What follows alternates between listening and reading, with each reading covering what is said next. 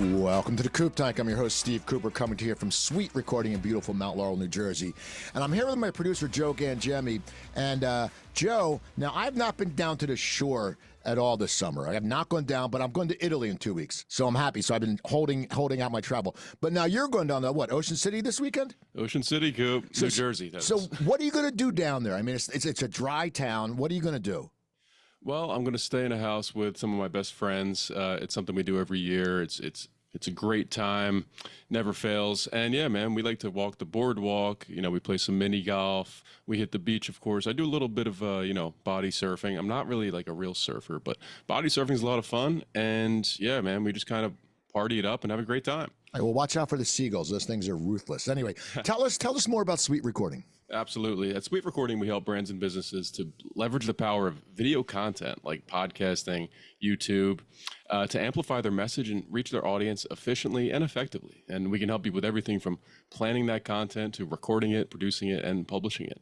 So if you're interested in learning more, because there is a lot more to SuiteRecording, you can contact us anytime at hello@suiterecording.com or visit us on the web at suiterecording.com. That's SUITE. Take it away, Coop.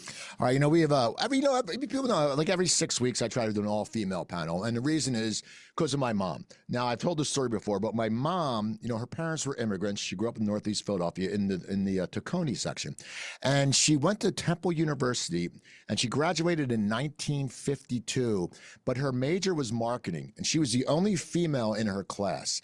And by the time she was in her senior year, she already had a job offer from Campbell Soup, which she worked for, and then she stopped and raised us kids and went back to work. So I always love supporting the women in the business world because, they don't get enough support sometimes. And today I have three dynamic women. And the first is from Cherry Hill Neighbors. It's Frankie Patterson. How you doing, Frankie? Hi, Steve. I'm doing great. Thank you so much for having me today. And then I met this person. I've never met her. I know her through Cheryl Squidrito, past guest and friend of mine. From Ready, Aim, Impact, it's Heather Kay. How you doing, Heather? I'm doing great, Steve. Thanks so much for having me as well. Okay, and finally from Carrie Nelson Photography. Carrie Nelson, because it would be crazy if it was a different name. How you doing, Carrie? It's a good thing. Thank you so much for having me. Doing great. So, Frankie, tell us a little about what you do and what Cherry Hill Neighbors is.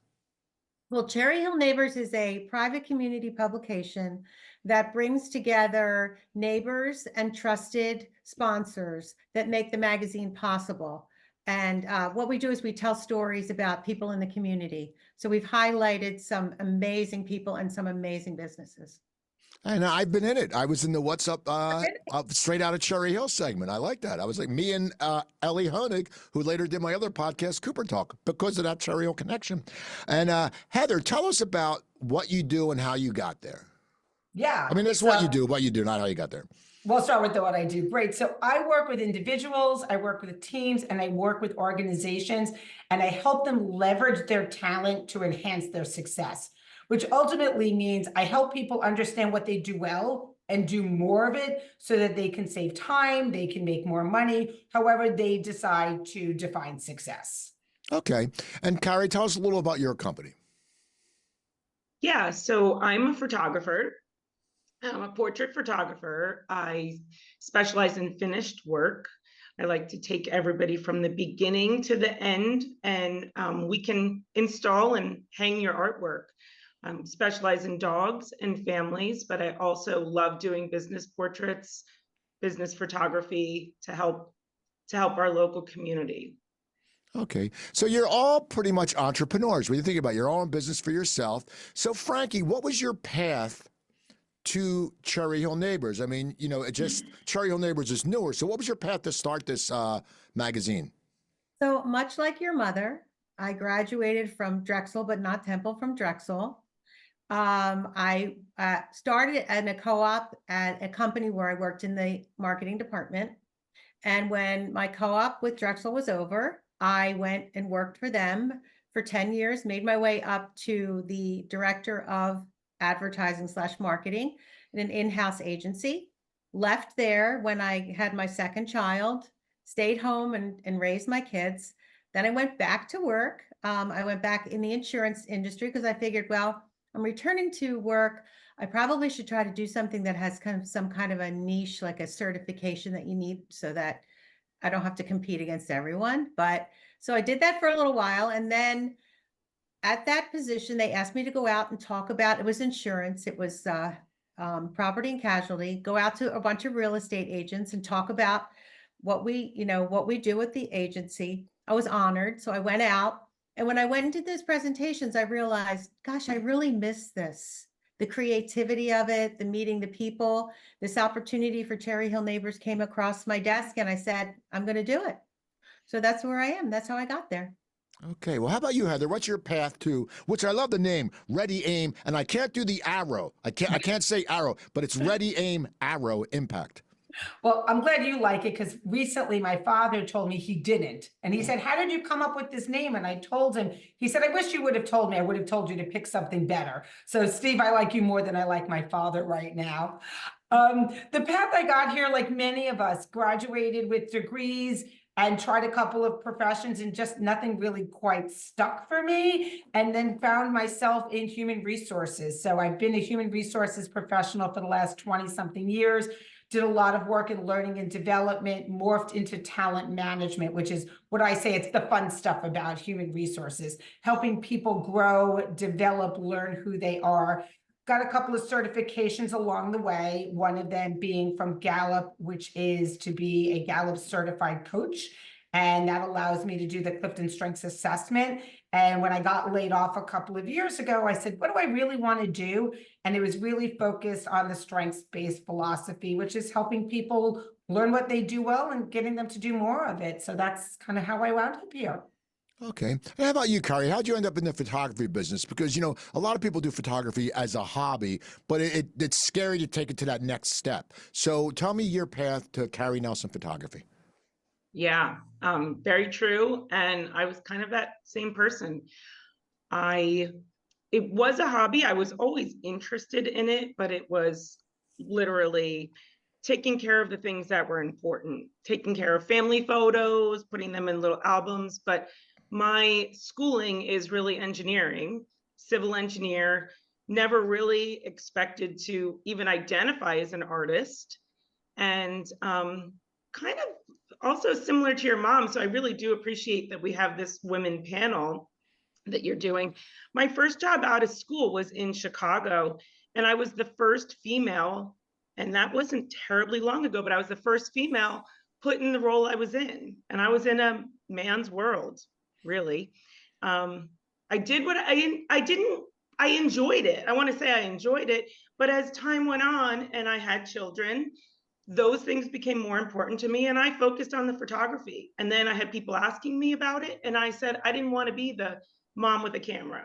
I wanted to figure this out the right way. And that's the path I've been taking since, I'm going to say 2005.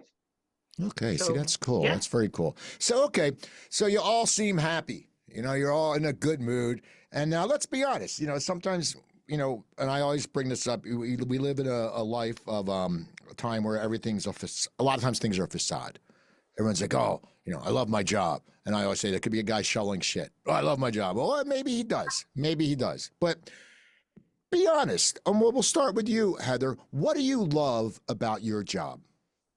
Yeah, so what I love about my job is having an opportunity to get in front of a group of people, and I'm a facilitator at heart, and watch them go through this transformation where they get permission to be their best selves, you know, through exercises that I do, through having them do some self-discovery. They get those light bulb or aha moments that say, wait a second, you know, I'm not the idea person. And my boss keeps telling me that they want me to generate ideas, but that's not me. And now I give them permission to say, no, you're not the idea person. You're the person who gets things done. So have those conversations with your boss or other people. Like, here's what I do really well.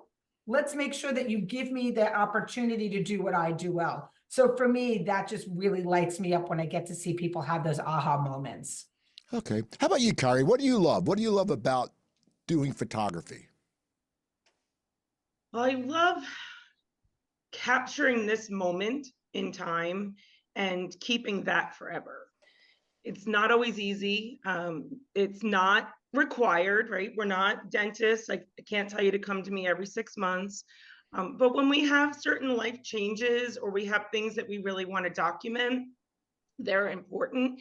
They're going to be important forever. So to me, it's the final product The clients don't always know what's going to happen at the end, but the end, giving them the final product, that's the best. That fills me up and it keeps me going through all the other parts of it. Okay. How about you, Frankie? What do you love about Cherry Hill Neighbors? And what Well, you do? I love the reaction of the cover families when they see the cover, when they read the story. I actually had a woman tell me, she was on the cover, she has children, she's got a husband forever, she's got a fantastic life, and she's got grandchildren, and she said, this is the best thing that's ever happened to me. And I just was like, wow, to have that kind of impact on another person by just telling their story is an amazing, amazing feeling. So You know, that's what I love about it. and it is, you know, it's funny. I remember when I first was doing comedy back in the late 80s, I played the Cherry Hill Comedy Cabaret at the time. And the Courier posted a nice article. And my mom went out and like got all these papers. And it's just that feeling. And when you see yourself, because a lot of people don't see that. You know, I've been lucky where I've been on TV and I've been in a movie and stuff like that. So I've seen myself, but you can't adjust to it. And when you do see yourself, if someone sees themselves and says, then you know what? They're just an asshole. Because it's like, that's like the coolest feeling. Like I was in Jersey Man magazine and opened up, there's a big picture of me.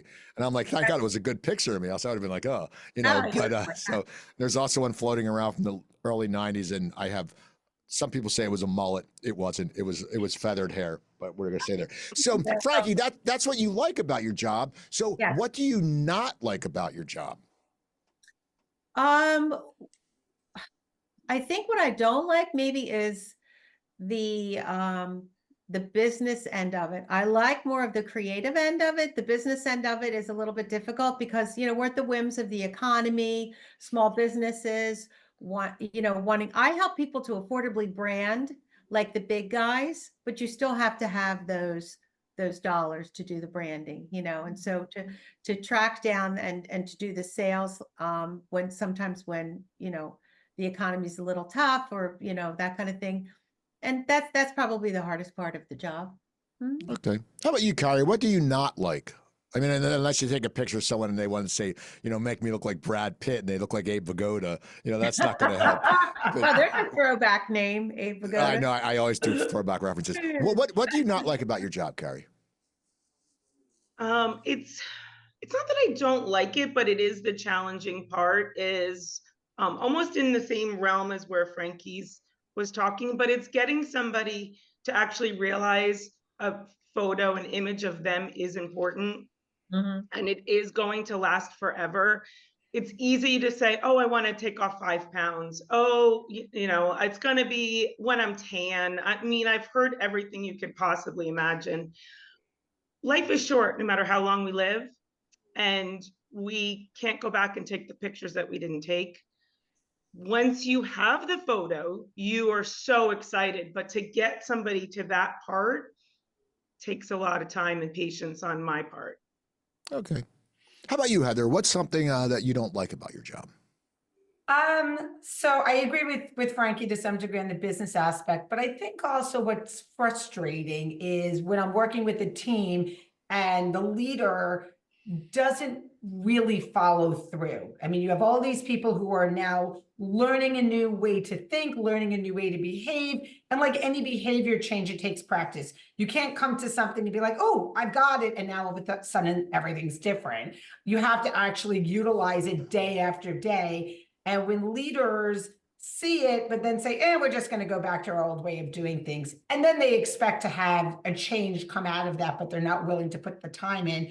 And they have this team of people who are gung-ho and excited and want to do things differently. So I think that that's what probably frustrates me more when people put the time and the effort and are excited and the leaders just don't quite do what they need to do to really start to see that change. Okay. Frankie, you know, you had mentioned the economy and, you know, getting deals. And so, and you're all in business for yourself. And when you're in business for yourself, it's scary. You know, you see the paintings of people going, hey, look at me, but behind this, then they're like, oh my God, you know, because it's like anything. That's life. You don't know the definitive answer unless you work a 9 to 5 and you're in the corporate world and you're getting that check and you're miserable, but you know you're always getting the check. Okay. Right. So, and we're going to start with you, Frankie, again. What do you do? Because it happens to all of us. when you wake up in the middle of the night and you go, what if I don't get any business anymore? I mean, it's like one of those things. I mean, we all go through that. We all go through that thought process, and it's scary. I mean, I've done it before, where you wake up, you're like, oh my God, you know, how am I going to pay for this, or how am I going to, you know? So what do you do? How do you deal with that? Because I don't know how to deal with it. I just try to go back to sleep, or I take a ashwagandha gummy, which is not marijuana, but ashwagandha is over the counter. You can get it from Acme. Buy one, get one for free, and the stuff's amazing.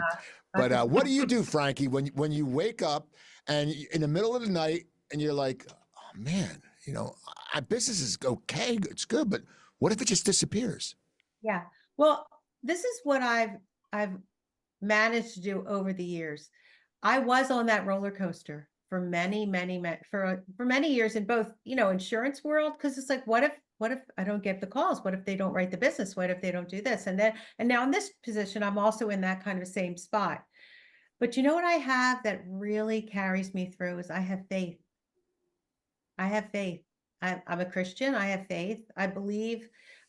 Many situations in my life, I thought this is just not going to happen. And it's happened. And so, and I try not to tie my worth or my self-esteem to things that I have no control over. I'm just getting to this point in my life. I'm not an expert in it by any means, but I try not to stress over those things I can't control. All I can control are my actions and what I can do to make that happen. And then I just have to have faith that if it doesn't, it's not meant to be. And Okay. Another door will open. A door might close, but another door might open. So that's what keeps me going. I try not to get on that emotional roller coaster, you know? Yeah, that's good. That's good. That's very positive. I like that. How about you, Heather? What do you do when you have that shit, you know? Yeah. Well, if I'm being honest, I cry. Got to get that because sometimes that makes me feel better. If it's in the middle of the night, I roll over and I hug my husband and I tell him thank you because, you know, with our partnership, you know, he's working, so that gives me a little bit more breathing room, and I let him know that I appreciate that. And then I remember, what is it that I am good at? And part of that is networking. And I remember, who are the people who I can count on, who I can go to for support, for help, for introductions. It may not always land in a new client, but it's always landing in a new relationship. And relationships are the things that get you business. So I just remind myself, you know, there are people out there who want to support me, who want to help me, people who I support and help, and karma's going to come back around. Okay. How about you? How about you, Carrie? So the nighttime doesn't keep me awake.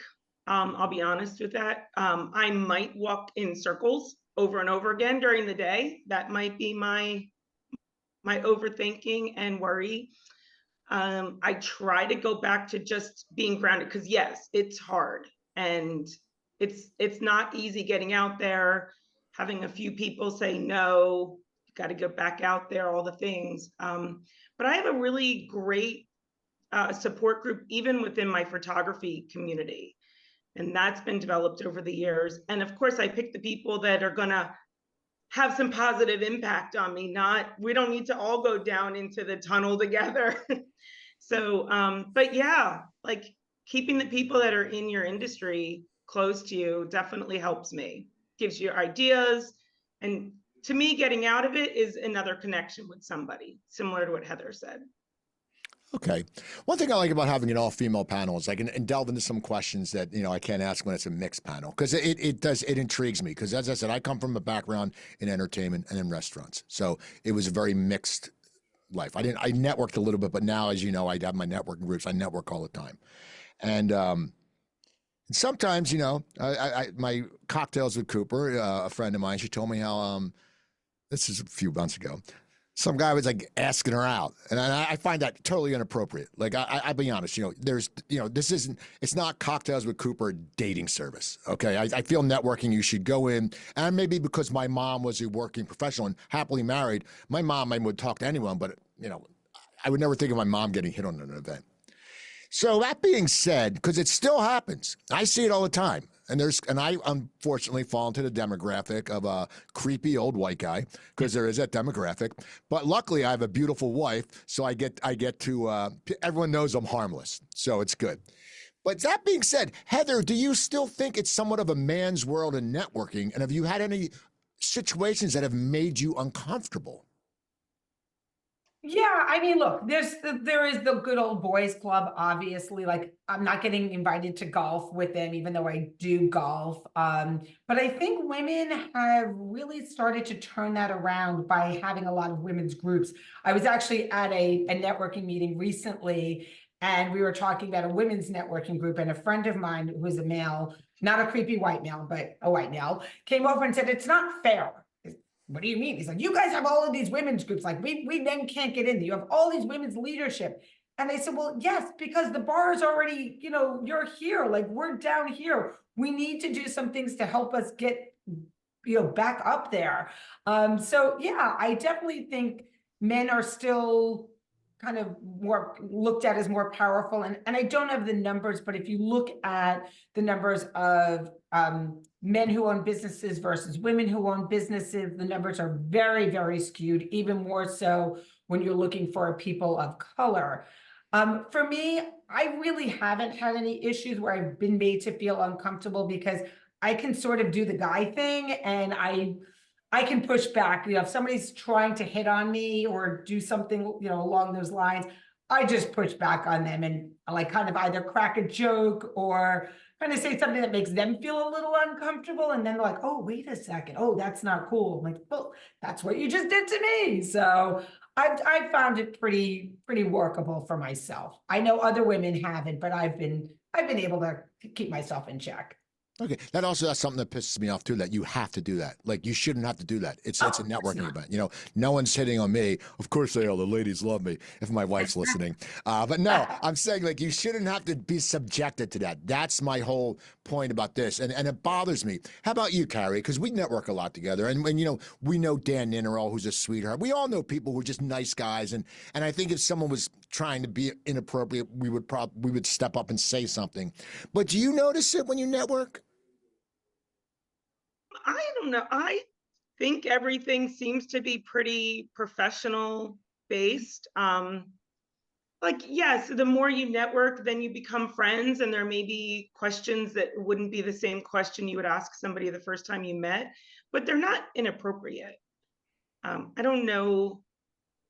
I've been around men my whole life, and I kind of just navigate it the way it is. But I also don't think I try to put myself in the positions that I might be uncomfortable. So there's that too. Okay, how about you, Frankie? I'm not a person who takes offense to a lot. So when somebody says something to me that I find kind of inappropriate, I let it go, to be honest with you, because that I don't know where they're coming from. I don't know what they've been through. I don't know where they grew up, whether they thought in their circles that was okay. But I've got so many great things going on, and I've met so many fantastic people, and it really, in our networking that we're in, Steve, we really don't come across many unprofessional men or women, I don't think, right? So we run into that very often. All right, now I run in some other different groups too. So I mean, I see you guys, but there are different areas, but that's the thing. Okay, well, no, and now Heather, you had mentioned about there are a lot of women's group, and it's great. There's Nabo and Joe Colantonio does her Women's for Lunch. I know Susie Pertowski does something. Melissa Beach does something, and it's wonderful because once again, it is good. And I laughed that someone would be offended, like, why can't I come? It's like, because you can't. It's like, it's just the rules. But that being said, and this is honest opinion, and I want your honest opinion on this. I've encountered in South Jersey, in the area, very supportive women, and I love it, and I think it's great. It's something my mom was in Delta Zeta sorority, and she's still, my wife's friends there, and they saw a post, and I'm like, oh my God, is that Mrs. Leadbeater? I said, she's come to my parents' house for sorority. So she always had that group mentality. That being said, maybe you can answer me this, and Carrie, we're going to start with you.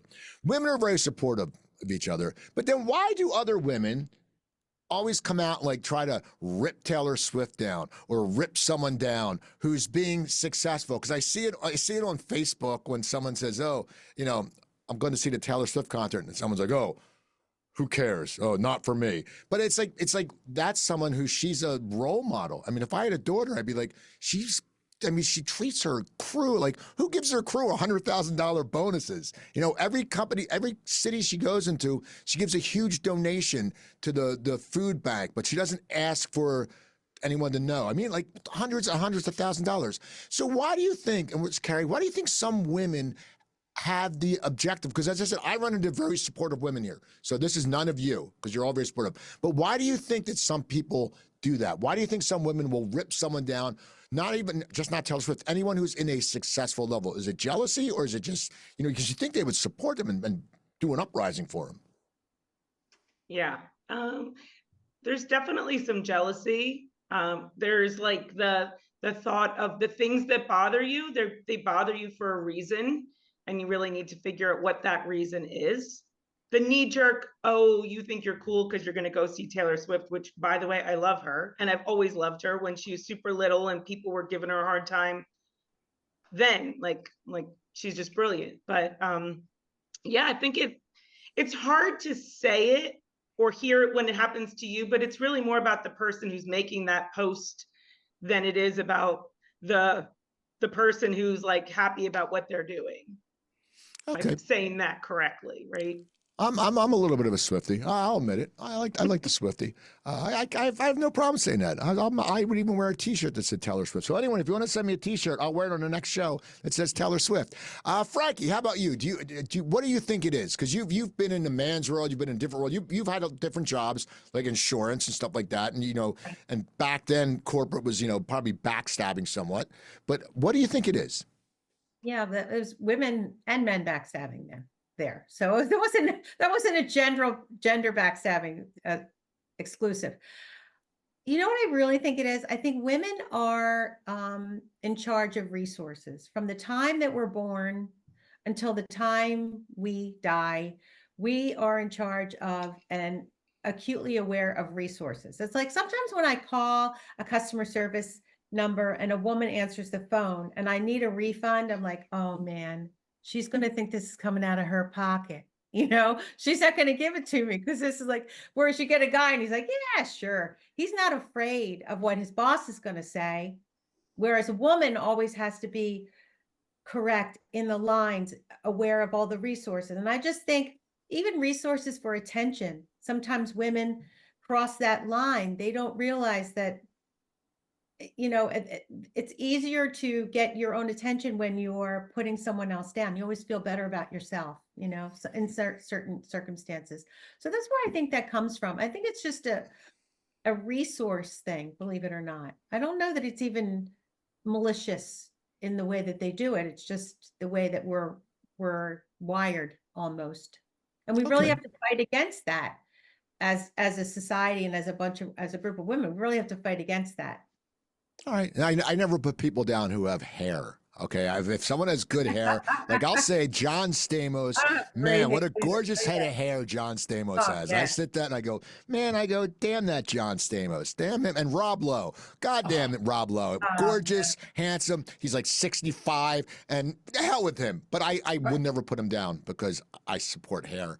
Heather, what do you think it is? Yeah. So I could talk about this for hours. I think really what it comes down to is the system is not set up to support women. And this goes back many, many generations. Like your mother getting into college, that was a big deal. Colleges had only a certain number of slots for women. Look at Ruth Bader Ginsburg. When she went to law school, the dean of the law school said, you're here and you're taking away a man's spot. Why are you doing that? The system is just not set up. If there's any Mrs. Maisel fans here, which is one of the shows that I love, they called her the lady writer. They didn't call anybody else the male writer. She was specific, the lady writer. So I think the system is just set up in a way that makes sure that women don't have the same opportunities. Now, have we been making changes to that over the last, 30, 40 years? Absolutely. But it has become the fabric of sort of, I will say more America, I'm not so sure about globally, but how America works. And women are Frankie, to use your statement, we're sort of wired to know this now. So it becomes a competition. If there is 5 vice presidents, but we know there can only be one that's a female, because, you know, if you have 2, that's too many. I now have to not just fight to get to be a vice president, but I have to fight to get to be the female vice president. So I think that part of that comes from not being malicious, but by saying there are only certain number of places and slots where I, as I like to say, somebody with a uterus, because that's really all it is, just that's the only place that I can fit in. And I think it makes it hard. I think that there are many women who are starting to say, we reject the way that the system has been put together and are looking to make changes to it. But I think a lot of it is still sort of in place, and the mentality goes with that. So, and to be fair, I'm a Swiftie too. My daughter went to go see the Paris concert, and she said it was fabulous. So, All right, see that, man? We're all Swifties. That's good. Frankie, are you a Swiftie? I am our local girl. All Absolutely. right, yeah. Okay, so Yeah. next time when I have another pop-up Cocktails with Cooper, you bring the tune box, we'll play some Taylor Swift. And if people don't like it, Okay. they can get the hell out. We say, get the hell out, man. Leave. So That's I know you all, and you're all nice people. That's why you're on my show. Okay, I don't have idiots on my show. So you look in the mirror and someone says, when you look in the mirror and you say to yourself, you know, what do I like about myself? Or someone says, what's a good characteristic you think you have? Like someone told me the other day, I have credibility, which made me feel good. So Heather, what's a characteristic that you have that you're very happy and you're proud of? yeah. So one of the things that I am most proud of, and this was taught to me by the people who I was managing, because I didn't realize it myself, is that I am challenging. And by that, I mean, I am always looking to help people be more, be better. You know, wherever they're at, I'm always saying, hey, Frankie, what if you did this? Or Carrie, what else could you do? I am somebody who really pushes people to be the best that they could be. And when they're struggling, I am supportive. I provide direction to help them get there. But being good enough is never enough, not just for me, but for the people around me. I always want more for them, and will be there to help them get there. So I kind of put that as I'm challenging them, but I'm challenging them to be the best that they can be. Okay. How about you, Frankie? I think I'm an amazing problem solver. I love that about myself. And sometimes the answers to the problems just come to me without even really thinking about it. I don't know how that happens, but you know, from moving a heavy piece of furniture, knowing how to do that, to doing construction. Now, my grandfather owned a mill when he was here, you know, when they first came over from Ireland, they started a mill, you know, a lumber yard. My mother could do all those things. I can do all those things, kind of physical work, but also I'm a problem solver in that if I see a situation, I know about how to navigate it. And I really like that about myself. It helps me in many, many, many ways. When some people might panic, I find a solution, a workaround. I'm good with workarounds. Let's put it that way. That's Okay. it. How about you, Carrie? So I feel like it's my positivity that I'm proud of. I'm sometimes harder on myself than I am on everybody else in the world. But when people are down and trying to get through their stuff, I'm able to see the brighter side of things. I'm able to remind them of the little things that were good, and it makes me, I genuinely like people. I do get my energy from being with other people. So I'm not doing it in an intent way, but then when I leave them, I'm like, wow, that was good. So I feel like the space I'm in, I feel like I leave it better than it came. So. Okay. Well, we're going to stay with you for this. Ooh. What's something you don't like about yourself that you need to change? Because for me, it's procrastination. That's the thing. I mean, I booked you for my show on Wednesday night, Carrie. I mean, you know, it's like I have a show on Friday. I'll be honest. I'm like, because I went, I'm like, I only have 2 guests, and I said, you know what? There's going to be people showing up to the networking event. And there's going to be one person who hasn't been on the show or I like. And so, Carrie, what's something you don't like about yourself? I'm definitely an overthinker, and I need to not, like I said, not be as hard on myself. I'm working through that. I'm getting much better. But I've learned that why can I do all these great things for other people and I don't do them the same way for myself? So that's what I'm working on. Okay. How about you, Heather? What are you working on? So interesting. So as I said, part of what I do is I help people understand what they do best. And you can see my top 5 from the assessment that I do. And actually, Carrie, positivity is number 6 for me on my list. So I love that. So I don't always think about like weaknesses or what I want to work on. For me, it's really more about how do I strengthen what I'm naturally good at. That being said, one of the things that I wish I were doing a little bit more of is understanding context, like background, history. For me, I've got this theme of activator, which means I like to jump in and do things. And it's all about turning ideas into actions. And sometimes I should stop and think about, okay, what's the history here? What has been done before I just start acting on some things? Because sometimes I jump in a little too quickly, but I do find that at least getting the ball rolling is something that gets other people involved. So that's how I would answer that. Okay. How about you, Frankie? I am also a bit of a procrastinator, but I think we probably in your mind, you knew you had a safety net, that networking meeting was going to be your safety net. So you knew procrastinating was going to be okay that particular time. Right. I do that as well. I'm like, well, I know that's coming up. That's definitely going to help me with that.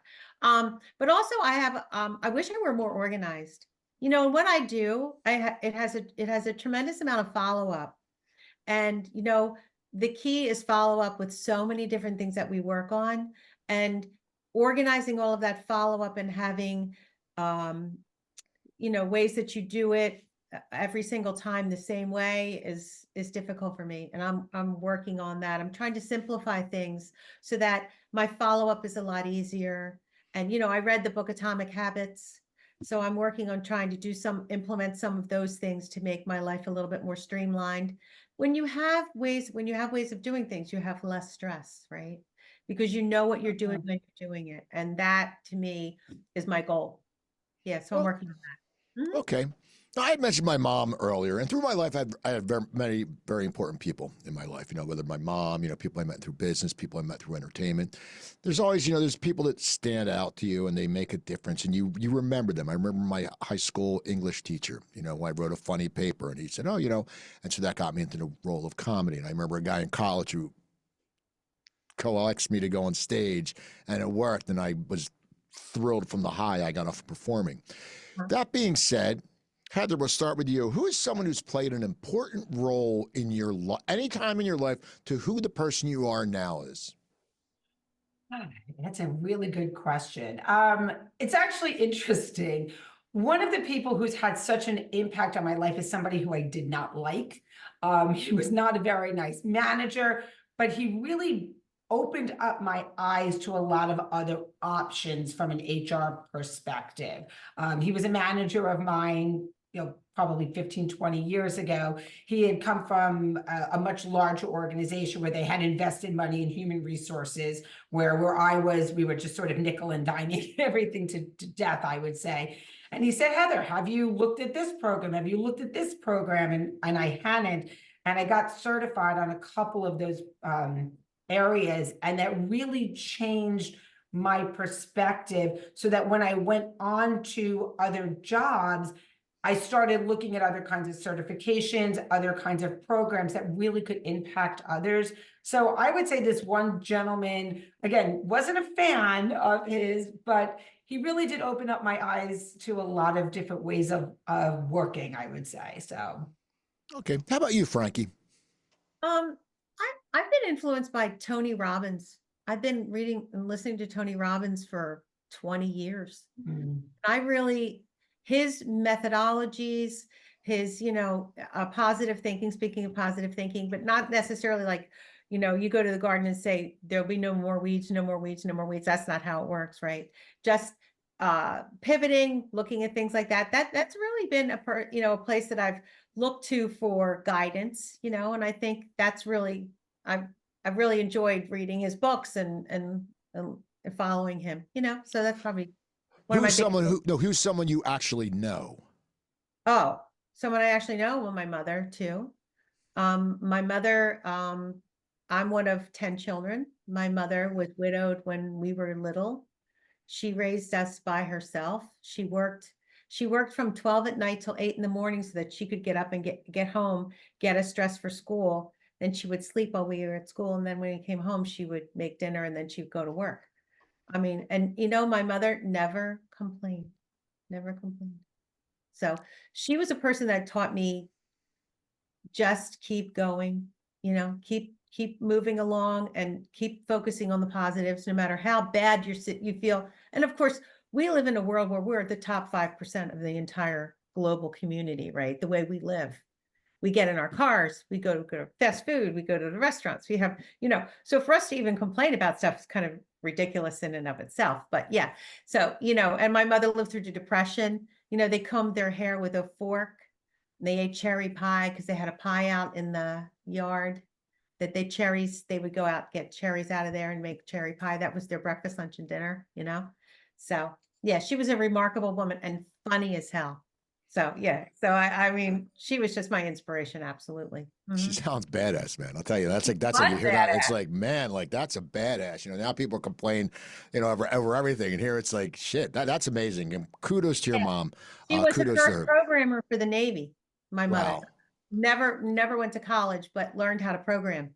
Yeah, so she was a smart woman as well. So yeah. All right. How about you, Carrie? Who's someone who's played an important role in your life?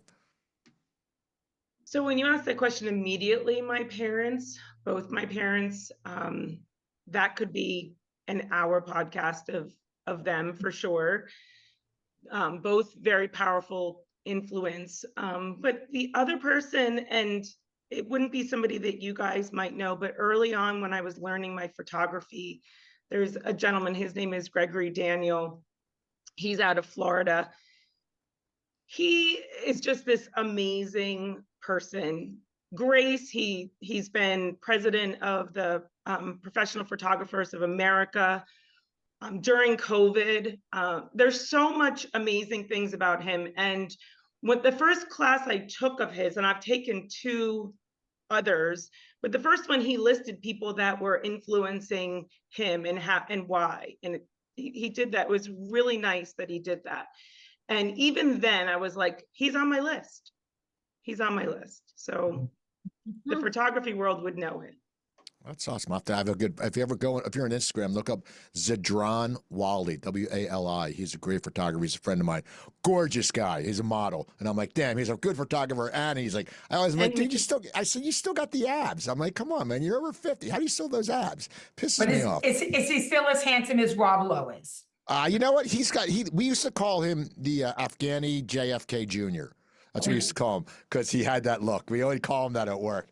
So he lives in LA. He's an actor. He's very cool. Okay, this is a 2-parter. We'll start with you, Frankie. 2-parter. To you, at this moment in time in your life, what is success? And then followed up, what is happiness? Because I don't think they're the same thing. I think you can have both to do it. But if you think they're both the same, then explain that. But what is success and what is happiness at this point in your life? Now, I'm not talking years ago. Like for me, my things have changed. I mean, happiness is like, I hear my wife laughing at a TV show in the other room. That makes me happy. I'm like, well, she's enjoying life. She's not like my ex-wife who put me through hell. But what is success and happiness to you? Well, I only have one husband. He's been my husband for 36 years. We've been married 36 years. To me, success is setting out a goal and reaching it. It can be something simple, something really complicated.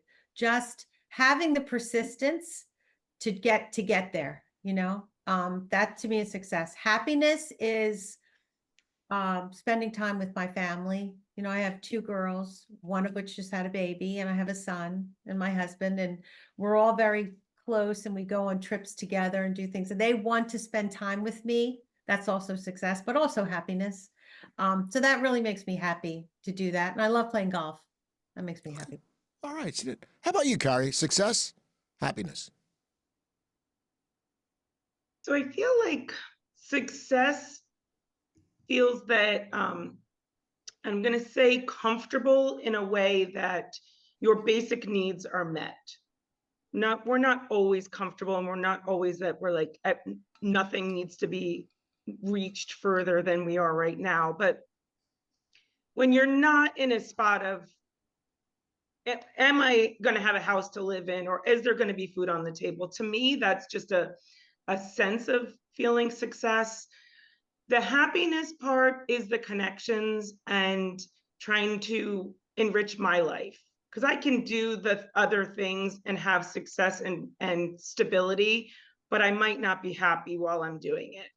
So it's important to me to have the relationships with my family, my kids, my husband, and doing some fun things along the way, because that's what life's all about. Mhm. Okay. How about you, Heather? So I think for me, success is influencing others, you know, to watch them grow and blossom and be whatever success looks like for them. I'm such a dork, but I really get a kick out of helping people to see their natural selves and helping them to be more of it. So for me, when I can do that, that is success. Carrie, I love what you were saying. And the word that came to me about happiness is just joy. Just, you know, sitting and having, I've got 2 kids as well, just dropped them off at college. You know, just going to the bar and sitting with them and having a beer, and they're just happy to be with me. Or sitting around with friends every Friday night since my kids were 3 and 5. We've had another family come over and we order in dinner and we watch Family Feud and just have a drink or two. And it's just pure joy. So for me, happiness is having an opportunity to experience that joy. Okay.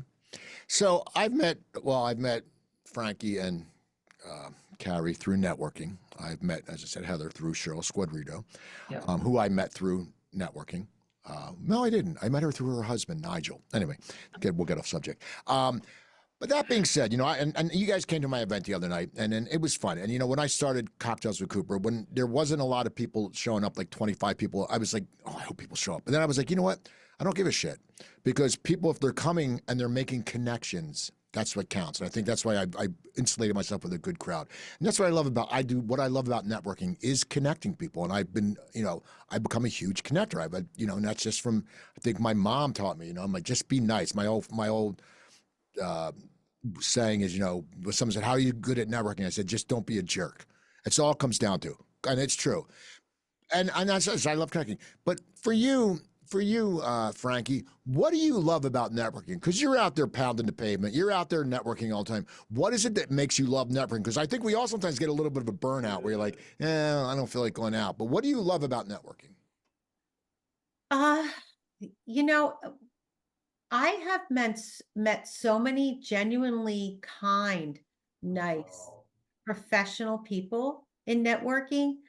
I don't think I've met one person yet that I would say, said to myself, wow, I don't want to spend another minute with them. I really don't. I haven't come across one of those people yet. And I mean, you're right. We're serial networkers, right, Steve? So we're out there all the time meeting people. And that's what I really like. I really like meeting people, talking to them, seeing how I can help them. Again, like you, Heather, that really gives me a thrill when I think that I can help somebody else's business do a little bit better or thrive or go to the next level because of something that I was able to do through networking. That's what I really like to do. I really like to see where people came from and what they're doing, what they're up to, what they need, and how I can help. So that's what I love about it. Well, that's real funny. It reminds me of what happened at my event the other night. This young woman who went to Stockton State, Stockton University, where I graduated, reached out to me on LinkedIn, and she said, you know, I see you have a big network, and she just graduated. So I said, let's jump on a Zoom. So we talked, and it was really interesting because, you know, she was at that point where, like, she's missing college, but she wants to get in the real world. Well, she got a job at New York Life, and automatically I thought Natalie Petrolonga works at New York Life. And I connected them right after I think. And so whatever. I didn't hear from Natalie. They never hit on board. But the other night I was at Cocktails with Cooper, and this girl, Anna, walks in. I go, holy shit, it's Anna. And then I swear to God, I said, did you ever connect with Natalie? And she's like, no, we've been 10 minutes later, Natalie walked in. And just to see them two talking, it just made my night because I was like, this is cool. Plus, I look out for anyone who went to Stockton. You know, if you went to Trenton State, go screw yourself. I'm not helping you out. If you went to Rowan, fuck you. But if you went to Stockton, it's all good. I'm joking. I'll help anyone out. I'll help anyone. Carrie, what do you like about networking? Because you're out a lot too. Mm-hmm. I am. I really enjoy meeting people and new people. And many of the people that we are serial networkers, many of us have become friends, right? We're all solo. Well, this group is solopreneurs. Some people do have an office space that they get to go to, but a lot of us spend a lot of the day by ourselves. So I really enjoy actually just the human connection. But I do like, which is why I feel like we're all there. I do get satisfaction with helping people or listening to a story and then saying, you know what, I know somebody who can help you. It may not necessarily be me, but I know somebody that I can get, and I'm able to connect them like in that moment, especially when you have as many people that came to your event. There's a lot of crossover that we don't even have to wait until tomorrow's email introduction, can just walk over and introduce them. So, but I enjoy the energy. I enjoy being around people. It also sparks ideas for me. You know, some people trying to tell me the next thing I should do. I love when people come up to me and go, "Hey man, you know what'd be a funny comedy bit?" And I'm like, "No, don't tell me that." I had someone tell me that after a show the other night, and I was like, "Yo, you ever think?" I'm like, "Dude, no, that's not going to do your bit. You sell real estate. Why would I do your bit? What do you know about comedy?" Heather, what do you like about networking? So I mean, mirroring everything Frankie and Carrie has said, and Carrie, it's funny, I was at a networking event. It was the first time I'd been with this group. I met this one gentleman who was just promoted to a CEO. 10 minutes later, I met another gentleman who has a training program for new CEOs. Literally brought them together and said, you guys go. And it turns out that the CEO wound up hiring this guy. Again, I had not met them for more than 10 minutes. And I was like, look what I did. Like I made like I'm a little matchmaker here. So I agree. I love getting people together. I love making friends. I went out for dinner last night with two other couples, one that I had met through a networking event, and we all brought our spouses and everybody got along, which was such fun. So yeah, I love the connection. I love, Carrie, I agree with you, the energy that comes from it. And I also love the success that comes from it. You know, we all hear, you know, you get jobs through networking, but the truth of it is it's true. You hire people you like, you hire people you respect, you hire people not just because they're good at their job, but because they are something that you have in common. And that only happens from meeting people, which networking is really the best way to do that. So I love it when I get business. I love it when I give business, and love it when I get to matchmake. Okay. So I started this segment a while ago, and Frankie, you can't use what you said. You can't use Atomic Habits. But because I always ask, you know, I don't read business books, but I did read, I know an actor. He was on The Sopranos. His name's Matthew Del Negro. He's on City in the Hill. Great show on Showtime with Kevin Bacon. And he wrote a book called 10,000 No's. And I bought the audio version after he did my podcast, Cooper Talk, just to support him. But I just started listening to it after I talked to people about business books. And it's really interesting. It's about the whole process of getting those. Because as I've said this before, I talk to a lot of actors who are successful and they still get rejected and they're still auditioning. Even though they've won Emmys, they're still auditioning. But that being said, I'm saying that a lot lately. That being said, I got to stop saying that being said so much. So that being said, I almost said it again. But okay. Frankie, short answer. Give me one book and a quick blurb why you like it, beside Atomic Habits, which you're reading right now, you've read, but what's a book that's made an impact on you? I just finished reading the book Grit by Angela Duckworth. And Angela Duckworth happens to be also a Cherry Hillite. She grew up in Cherry Hill. She has an amazing, she has an amazing book called Grit. And what I love about it is that there's scientific research to sticking with it, right? There is that people who actually are successful are the ones that show the grit. It's not always talent. It's not always money. It's not always, who you know. It's staying the course and sticking with it. Okay.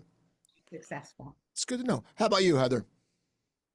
I know books are coming to mind, but I've been listening to a lot of podcasts. And one podcast, it's like this little teeny podcast called Women Did That. It's like two women in their 20s, and they highlight other women through history and the things that they have done.